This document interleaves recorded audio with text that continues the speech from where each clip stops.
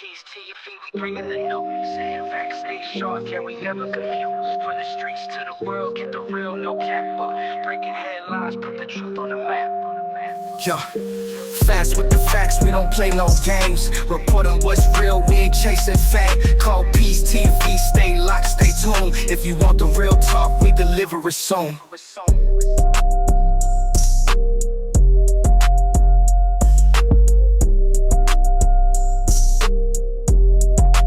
Call Peace TV, we bringing the news. Facts stay sharp, yeah, we never confused. From the streets to the world, get the real, no cap. Breaking headlines, put the truth on the map. Fast with the facts, we don't play no games. Reporting what's real, we ain't chasing fame. Call Peace TV, stay locked, stay tuned. Hey y'all, hey, back with another video. In this video, we're going to be talking about the Cash Girl. Yes, the Cash Girl, I said. In this video, she gave us a little bit more information. I will say that much. But baby, so allegedly she's saying that Marquita got pregnant by Jarvis, but ended up getting rid of the baby. She didn't want to have a baby by Jarvis. And then, in so many words, she's saying that her friend, her best friend that was with her when she went and interviewed Shannon them, was answering questions that she was asking Shannon them before Shannon them can answer the questions. I'm trying to figure out how is she able to answer questions that she's asking Shannon and Marquita as if she knows them or was around to be able to know these answers that they supposed to answer. This is crazy. But yeah, y'all, she claims that Shannon told her that Naziah started taking pills to abort her baby, get rid of the baby. Hope they don't flag me for that. But it was taking it by orally by mouth, I believe she said, and then up the vagina. And Shannon got rid of her baby because she was pregnant around the same time that Naziah was pregnant. She got rid of her baby because she knew Naziah was pregnant, is what this girl is saying. So she says that Shannon basically was getting upset because it came a point in time when Naziah was feeling like she wanted to keep her baby, but Shannon was still forcing her to take these pills orally and vaginally to get rid of her baby. She claims that Naziah was taking, she started bleeding. So she was buying Naziah pads because she was trying, because when it starts out, it's like Cash is saying that Shannon was trying to make it seem like Naziah did this on her own at first because Naziah started asking Shannon for pads, and she's wondering why she needs pads if you're whole pregnant. And then when she realizes, this is what I'm getting out of it, guys. And then when she realizes what Naziah is trying to do is get rid of the baby, then, okay, Shannon is all for it. This is what Shannon is telling this girl allegedly. But I'm going to play the video for y'all. Okay, so this is part one, story time on when I went to Michigan and interviewed Shannon Harris and her sister about the Naziah Harris case. So before we went to the house, as y'all can see, we went to, everybody is saying something about a car wash, car place, whatever. That is a place that Jarvis Harris frequent with Naziah Harris, as well as the hotel. And when I went and talked to the gas station clerk, he said what he said, and it was kind of weird that he said the place been closed for quite a long time, but they just opened periodically because they didn't have clientele. That just was like a house stroll. That's where Jarvis Butts took his people that he did stuff with. So once we left there or whatever, we went directly to Shannon's house, and her sister was coming out of the house. So the way that we think, like we think in a finesse type of way, like we gotta get these folks comfortable in order for them to talk.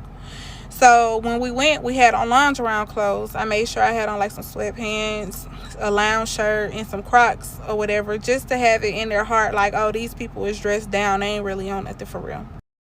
So we approached the car or whatever, and it was a car parked in front of their house, and it was a guy. It was like two guys in the car. She said that it was her brother. Shannon said that it was her brother, and it was Shannon and her twin sister in the car parked in the driveway or whatever. So when I approached the car, you know, we introduced ourselves, but I kind of had the camera up, like it was obvious that I was recording. I walked up to her car with the camera in her face and stuff like that. So I told her that I wanted to interview her about the Naziah Harris case, and she told me to cut the camera off, or she asked me if I cut it off. So I put her back in her comfort zone and let her see me cut it off. But guess what? I kept it on. So a lot of the questions that I asked her, I was asking her like main key point questions. And the person that I was with, I don't know if y'all have a person that y'all conversate with and they basically like like you might say, oh, I went to the store, and they be like, oh, what you get? Them new shoes that came out? Like, you can't even get it out. So the majority of the questions that I was asking them, the person that I was with was literally answering the questions, and I didn't even realize it until I let other people hear the recordings, and they was like, dang, like she never gave them a chance to answer the questions. But I repeat the question and asked them again. I asked her, have he tried to reach out to her since he been arrested? And she barely answered the question, because once again, the person that I was with basically answered the question as if I was interviewing her. But she said that he called when he first got locked up, and he called after that, but he didn't mention anything in reference to the case. So I also asked her, do she think that he did it? So she was like, I was like, do you think that he killed Naziah Harris? And then she was like, she was nodding her head no, like respectfully. And she was like, no, not like with the evidence they got. I was like, no other kids came forward. Like, Naziah never told you she was uncomfortable around him. Nobody ever told you anything about him and stuff like that. So she was like, first of all, let me tell y'all this. I got kids with him, but we was basically never in a relationship. We was just screwing around with each other because he got a lot of hoes. And the sister took it upon herself to tell us Jarvis Harris was her boyfriend first. So Jarvis Harris and Shannon wasn't together all the time. His first girlfriend was Shannon's twin sister. So I asked, did they have kids? Did the twin sister have kids with Jarvis as well? And she was like, she had got pregnant by him, but she had an abortion or whatever. And he got a whole lot of baby mamas. She said she just discovered all his baby mamas since the case had happened or whatever. And he do like younger girls. All of this going on and stuff, she was thinking about moving already. Away. Yeah, y'all neighbors be weird. No, y'all neighbors be acting weird. Yeah, but no, now, before all of this had already... They probably know better. Yeah, before all of this had already happened, my plans was already to move. I was supposed to move last year. Yeah. In 23, 28, in late 23. And it make you just want to move in silence, because everything you do, they gonna twist. They gonna twist, they gonna make it like that. That it hurts my heart that they keep saying my daughter was the 11-year-old girl that had got molested by her dad. It wasn't my daughter. Oh, wow. So they just made some old shit. It was. I hope y'all don't be reading that stuff. Baby, we don't look. I wouldn't read baby, that no, shit. it's like everything that what people's like. I got my friends, they be, sending me this. Right. And like, look at this shit. And I'm like, just because let look, them even be if y'all gotta think about it like this, even if it did go a whole nother way, you know what I'm saying, they gonna blame y'all for whatever way it went. I mean, whatever way it went, they gonna say something bad. Really, they gonna say something. So do you believe that he did it, like kill her? With all the evidence and stuff, I'm looking at he brought. See, the other baby mama, I didn't even know that he had a baby mama on the west side. I also asked her about the younger guy. I mean, not the younger guy, the old guy that Naziah was seen in the video dancing with, and she said that's their uncle, and he don't like kids. Like, the reason why he have the charge that he have is because he moved to Ohio. Y'all know the older guy that had glasses on that was kind of like rubbing all on Naziah and touching her when she was dancing. It looked like she was on TikTok or whatever. She said that guy in particular is their uncle. He's a great uncle, and he will come sit with the kids sometimes. She said he is not a child, what's the name, but he went to Ohio and he was dating a snow bunny, and the snow bunny basically lied about her age. Basically the same story that all child, what's the name, say. The snow bunny lied about her age and put those charges on him or whatever. He's not that type of person or whatever like that.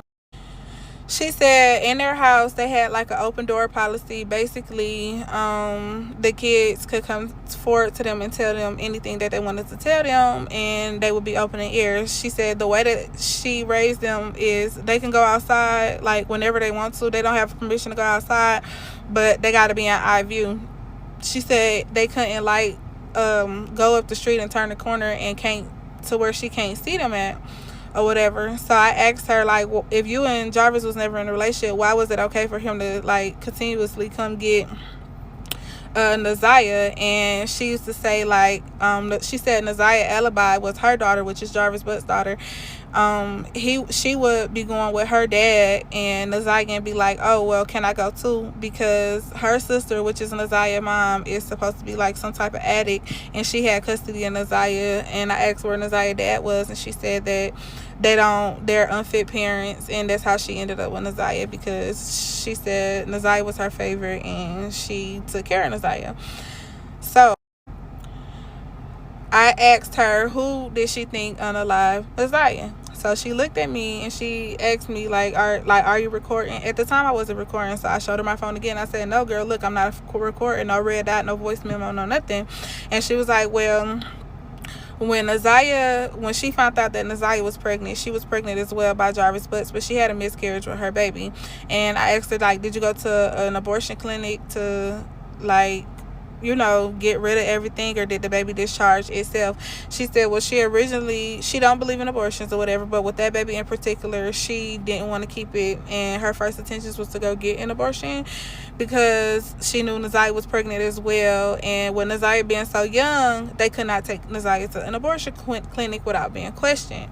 So I said, so how far along was Naziah when she went missing or whatever? She said, if she can recall, Naziah was doing things to basically get rid of the baby herself. I said, like what? Like what at-home remedies could you do to get rid of the baby? Like what was she doing at home to get rid of the baby? So she was like, well, Naziah asked her to buy her like some pads or whatever, like stuff that you'll use on your menstrual cycle, and said she would start having cramps and being in pain, and her period had came on. So Shannon said, with her being an adult and she have all these kids, she know you're not coming on no period while you're pregnant. And she said that's kind of around the time that Naziah had basically went missing or whatever. So I said, so you don't know how far along she was or whatever when she went missing? Like you don't like if I'm a mother, or if my niece, I have custody of my niece, I'm gonna be tuned in on her pregnancy or whatever. And plus, you're leaving. You're saying she could come and go as she please, and she's carrying the baby. That's when a woman is most vulnerable or whatever like that. Basically, when Naziah started making it appear that she wanted to keep the baby, it was kind of too late, because she came across like some abortion pills. It's these pills, she said it's 4 of them that you get, and you put 2 of them in your mouth and you put 2 of them in your vagina, and it basically get rid of the baby. But at that time, Naziah was too far along, but she still wanted Naziah to try to take it. She also said when you take these, the substance or whatever, you kind of bleed out a lot. And she said for some reason, after she started checking like her pads and stuff that she bought her for her menstrual cycle while she was already pregnant, she wasn't using none of them. So she asked like Naziah, like, let me see your underwear, like you don't have on anything, like you're basically like you're not bleeding yet, like the baby is not discharging yet or anything. So she said she started searching everything, and she could not find the 4 substances that she gave Naziah to take. So she was questioning Naziah and asking her like, hey, did you take them continuously? And she felt as if Naziah was getting frustrated with her. And that's when she was telling Naziah like, hey, you can't go nowhere or whatever. Basically, she started being tough on her, because she's like, at this point, you're telling me that you don't want to keep it, but somewhere in my heart I feel as if you do want to keep it, and I already had a miscarriage on my baby, and I feel as if I only had a miscarriage on my baby because you're stressing me out. So that's when I was getting confused, because it's like, you said something about an abortion, then you said a miscarriage, but So y'all heard what she said. And not even that, guys.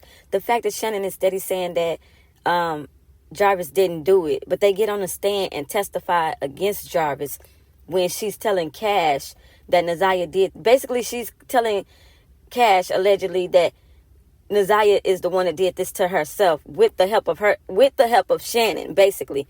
And for her, if y'all read between the lines, with her telling Cash this information, what's happening, that means that they all knew. They all knew what was going on with Nazaya. To be buying pads and doing all these things, they all knew, y'all. And that's what I've been saying from the beginning. No matter how the situation happened, why would y'all let her allegedly do this to herself? And I don't believe it. I believe that Shannon, whatever happened to Nazaya, Shannon did it. Because like she said, allegedly in the video, Shannon said that she started basically forcing her to continue to do it. Because, like we all been saying, she's jealous. She was jealous and upset that this girl was pregnant by Jarvis.